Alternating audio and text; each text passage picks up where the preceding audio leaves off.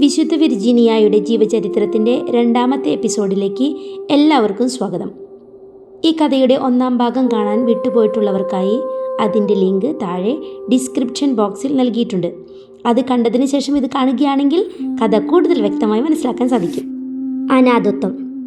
Virginia ലോകജീവിതം അവസാനിപ്പിച്ച് സന്യാസ വഴിയിലേക്ക് കടക്കാനുള്ള ദിവസങ്ങൾ എണ്ണി സന്തോഷത്തോടെ കഴിയുമ്പോഴാണ് ദൈവം അവളുടെ അമ്മയെ തിരികെ വിളിക്കുന്നത്.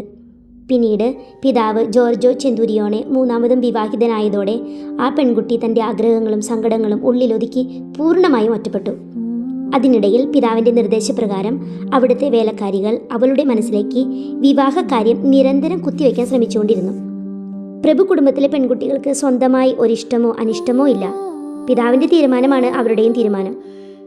തൻ്റെ മകൾ ആ ചിന്തയിലേക്ക് മാറിയെന്ന് ജോർജോയ്ക്ക് ബോധ്യപ്പെട്ടപ്പോൾ അദ്ദേഹം അവളെ അരികിലേക്ക് വിളിച്ചു പറഞ്ഞു, വിർജീനിയ, ഞാൻ നിന്റെ വിവാഹം ഗാസ്പറെ ബ്രച്ചലിയുമായി ഉറപ്പിച്ചു. പിതാവിൻ്റെ ആ വാക്കുകൾ അവളുടെ ഹൃദയത്തെ ആഴത്തിൽ മുറിപ്പെടുത്തി. അവൾ പൊട്ടിക്കരഞ്ഞുപോയി. ജോർജോയ്ക്ക് മകളോട് അതിയായ സ്നേഹമുണ്ടായിരുന്നിട്ടും അദ്ദേഹത്തിൻ്റെ മനസ്സലിഞ്ഞില്ല. അവളെ വിവാഹം കഴിപ്പിക്കാൻ തന്നെ അദ്ദേഹം ഉറപ്പിച്ചു. വിർജീനിയയുടെ പ്രതിശ്രുത വരനായ ഗാസ്പറെ ഗ്രിമാൽദി ബ്രച്ചല്ലി ഒരു കുലീന കുടുംബത്തിലെ അംഗം എന്നതിലുപരി വലിയ ധനികൻ കൂടിയായിരുന്നു. കുടുംബത്തിൻ്റെ പദവിക്ക് അനുയോജ്യമായ രീതിയിൽ അങ്ങേയറ്റം ആഡംബരത്തോടെ കല്യാണം നടത്താൻ തീരുമാനിച്ചു.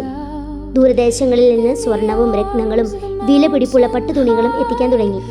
ഏറ്റവും മനോഹരമായ തയ്യൽ വേലകളും അലങ്കാരങ്ങളും ചെയ്യാനായി മികച്ച കരകൗശല വിദഗ്ധരെ ഏൽപ്പിച്ചു. 1602 അവസാനത്തോടെ എല്ലാ ഒരുക്കങ്ങളും പൂർത്തിയായി. തൻ്റെ ജീവിതത്തിൽ ആദ്യമായി വിർജീനിയ തലമുടി അലങ്കരിക്കാനും സുന്ദരമായ മുഖത്ത് മേക്കപ്പ് അണിയാനും സമ്മതിച്ചു. എന്നാൽ വധുവായി പുറത്തേക്ക് ഇറങ്ങുന്നതിന് മുൻപ് യേശുക്രിസ്തുവിൻ്റെ കുരിശിൻ്റെ രൂപത്തിന് മുന്നിൽ പ്രാർത്ഥിച്ച് അനുഗ്രഹം വാങ്ങാനായി അവൾ സ്വന്തം മുറിയിലേക്ക് മാറി. അവൾ മുട്ടുകുത്തി പ്രാർത്ഥിക്കാൻ തുടങ്ങിയതേയുള്ളൂ. അതിനു മുൻപ് യേശുവിൻ്റെ ശക്തവും സങ്കടവും നിറഞ്ഞതുമായ ഒരു ശബ്ദം അവളുടെ ഉള്ളിൽ മുഴങ്ങി, വിർജീനിയ, നീ ഒരു പുരുഷന് വേണ്ടി എന്നെ ഉപേക്ഷിക്കുകയാണോ? തൻ്റെ പ്രിയപ്പെട്ടവൻ്റെ ആ ശബ്ദം അവളുടെ ഹൃദയത്തിലേക്ക് ആഴ്ന്നിറങ്ങി. അവൾ നിയന്ത്രണം വിട്ട് കരയാൻ തുടങ്ങി. കണ്ണുനീരുകൊണ്ട് അവളുടെ മുഖത്തെ മേക്കപ്പും കല്യാണ വസ്ത്രവും പൂർണ്ണമായി നനഞ്ഞു കുതിർന്നു. പുറത്ത് എല്ലാവരും തനിക്കായി കാത്തിരിക്കുകയാണെന്ന കാര്യം പോലും അവൾ മറന്നുപോയി. ഏറെ വൈകിയിട്ടും വധുവിനെ കാണാത്തതുകൊണ്ട് വിഷമിച്ച തോഴിമാർ മുറിയിലെത്തിയപ്പോൾ കണ്ടത് കുരിശിൽ കെട്ടിപ്പിടിച്ച് പൊട്ടിക്കരയുന്ന വിർജീനിയയാണ്.